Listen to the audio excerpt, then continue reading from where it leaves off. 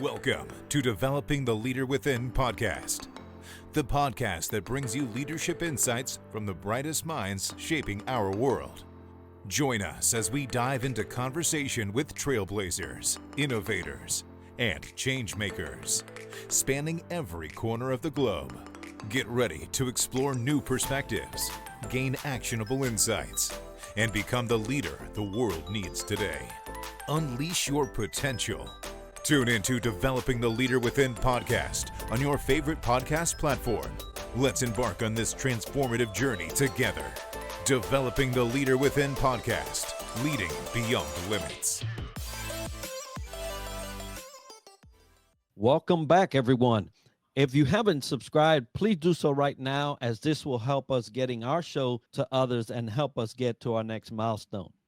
Today, we are speaking with Gabino Martinez. Gabino is Director of Operations at World Electric, President and founder of Hispanos Unidos ERG at S&OP USA, and co-author of the Latino Leadership Playbook along with myself.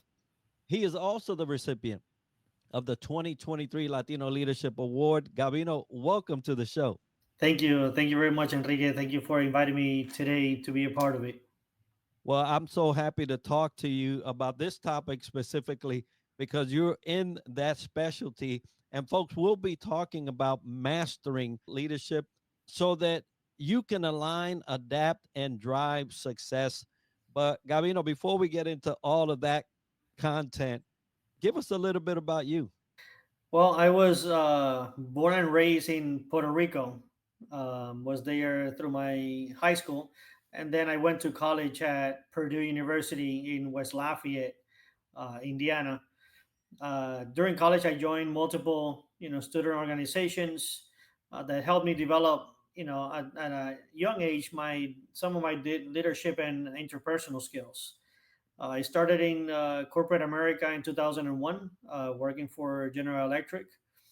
And I'll tell you that I've had a pretty successful career on the electrical industry for about 23 years right now, and currently working for, World Electric, as you mentioned, as a director of operations. Thank you for that history, and thank you for all that you've done in your career to get you to the point that you are in right now. Sales and operations planning is a specific thing. You have to, march your career into that specialty. But can you share how effective sales and operations planning can shape organizational success, and what role leadership plays in aligning teams toward a unified vision? Well, I'll tell you that in my role as a director of operations, I'm the link between sales and operations. I think that the role that leadership plays is very important because they will be the ones driving the message to everyone in the organization. Another thing that I think is important is there should never be a separation between sales and operations, in my opinion. Operations should be a driving factor to make everything happen once the sales has been done. And that's so important to key into that. A lot of times we kind of compartmentalize each entity in an organization just for, because, salespeople do sales things, right? And marketing does marketing things. But a lot of times there are synergies that are unbreakable in how all these things end up to the success of the organization. And sometimes we hamper the growth of people when we start to divide things, right? We make little silos, we make little groups, little tribes, and then that causes, that inconsistency in communication and in synergy. And I wish that some of these would meld together at times because they truly do work so much hand in hand that it's hard to divide them. And you talk about the leadership qualities to make sure that that is the case.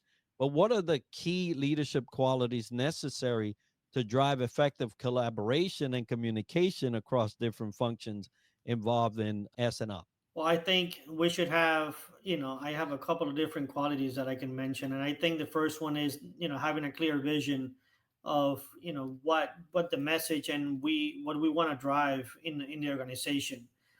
Another, quality is having clear communication skills and strong ones so you can deliver a good message between both teams.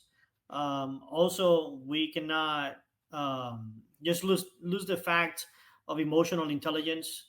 Nowadays, more so than ever, you need to make sure that you connect with every individual, having that human element, and also look at at that side, of the emotional intelligence. Another thing is the accountability. You need to make sure that you hold everyone accountable for what they need to do in order to have a successful SNOP. um, Another thing is empowerment and delegation. I think employees need to feel empowered on everything that they need to do. That they feel that where they work at is actually part of their as if they're working for their own company. And also delegate clearly. You cannot do everything yourself, and you need to be able to delegate some tasks to associates, and again empower them to make the decisions. If the decisions either good or bad, if they're bad, you look around and see on which ways to improve on upon those. But giving that to them, I think it makes a workplace better at the end. Another thing is adaptability and a learning mindset.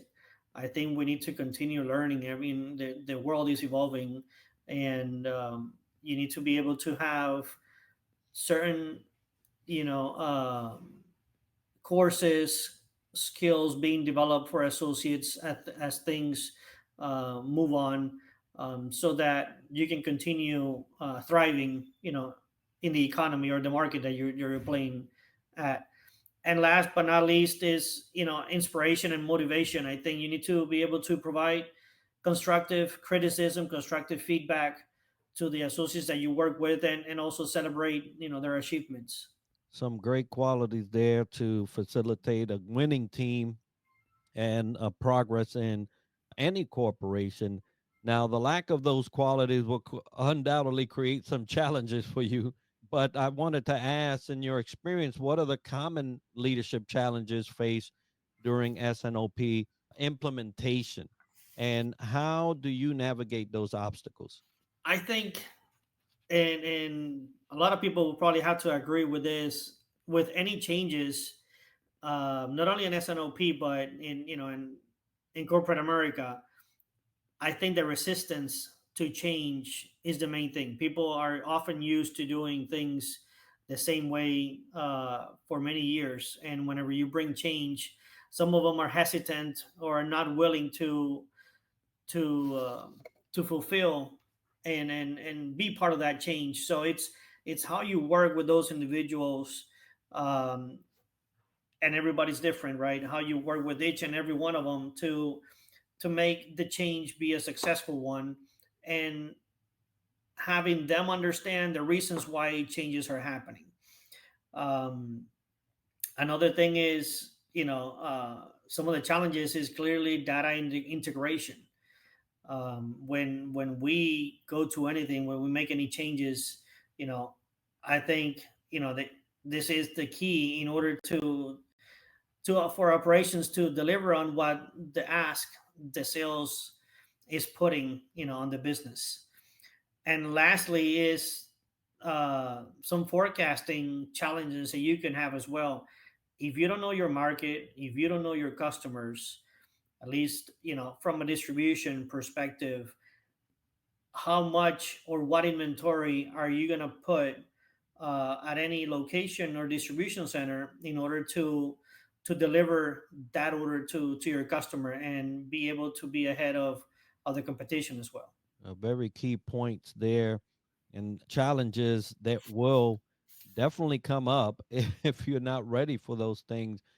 And change, right? Change is one of those things that will be constant in our nation. We're going through a change right now that will last another 4 years, and those changes will impact even further down the road. But I can see the uptightness, the hesitation to accept changes as they're coming through. And you mentioned having the proper details, and in any change, communication is probably the foremost thing that you want to be able to have in your arsenal to be able to facilitate some of that consensus into going down the road of change. But how can leaders leverage data driven insights? We're in a data driven age. There are some things that we look at. You mentioned knowing your customer, knowing the market.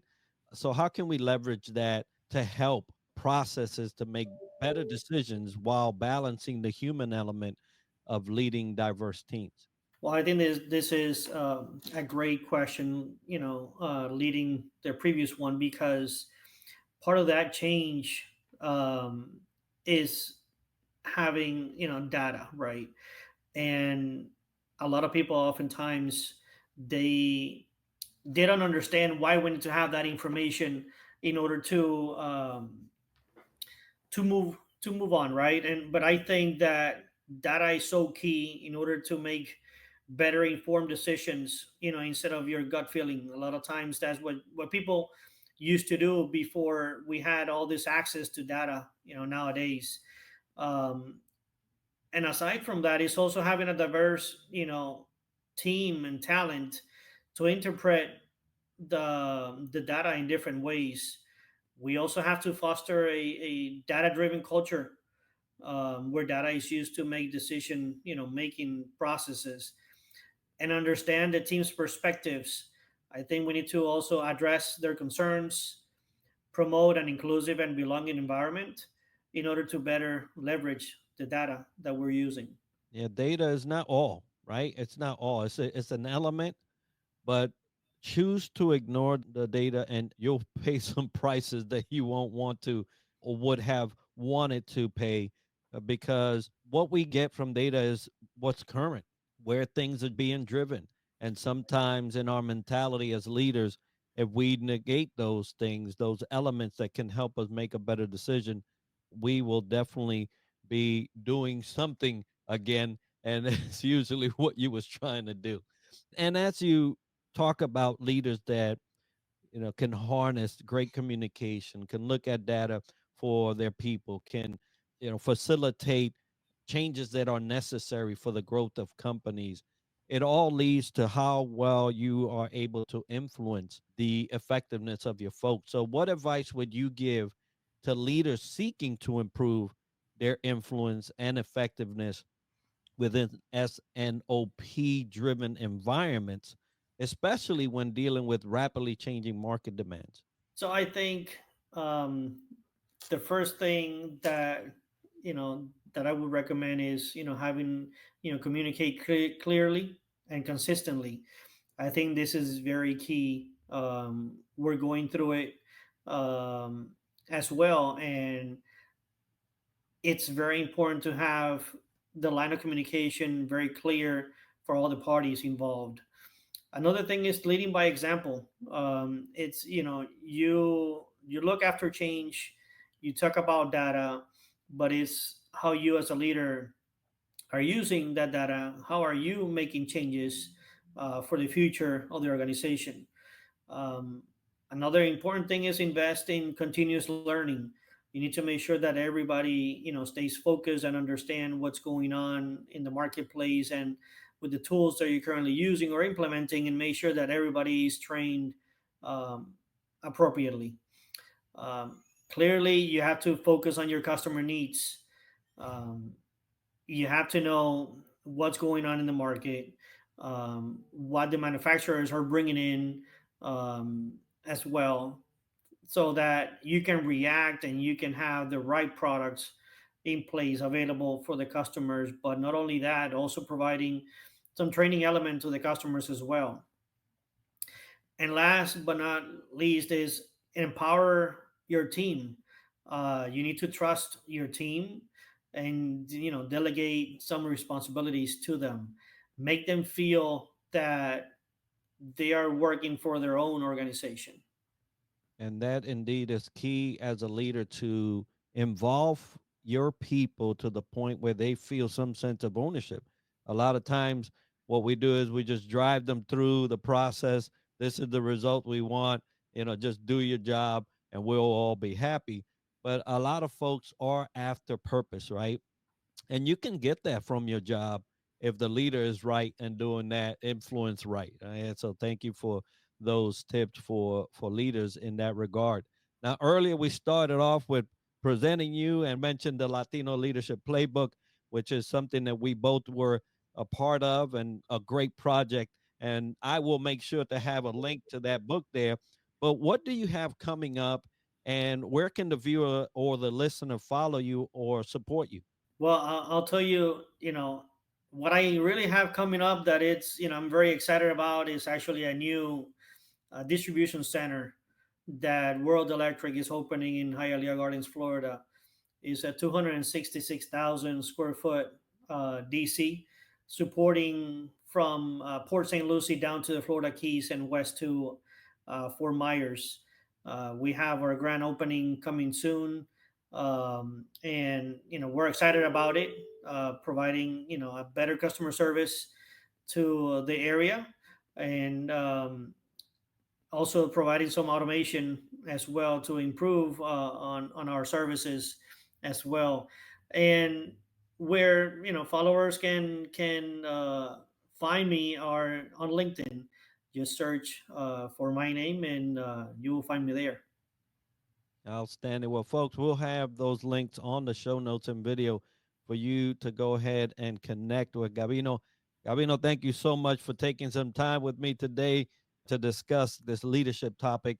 And folks, I want to remind everybody that today's episode is sponsored by Fantail Services and Superpass, which are powering our website and app, Southern Sweet and Sassy Coffee, the Outlier Project, and Duco. And if you've enjoyed this episode and learned something interesting about the topic covered today, make sure to subscribe and let us know by leaving a comment. And we're always looking for new ideas and guests to add to our show. So if you know someone or have a topic that you would like featured on the podcast or want to sponsor our show, we'd love to hear about it by leaving us an email at triadleadershipsolutions@gmail.com. And this podcast is brought to you by StreamYard, a browser based tool that lets you live stream to any platform and record podcasts in studio quality. And we use it to record this podcast. Be sure to tune in next week for another episode where we dissect leadership from another angle. And as we like to end the show, success to you. Thank you.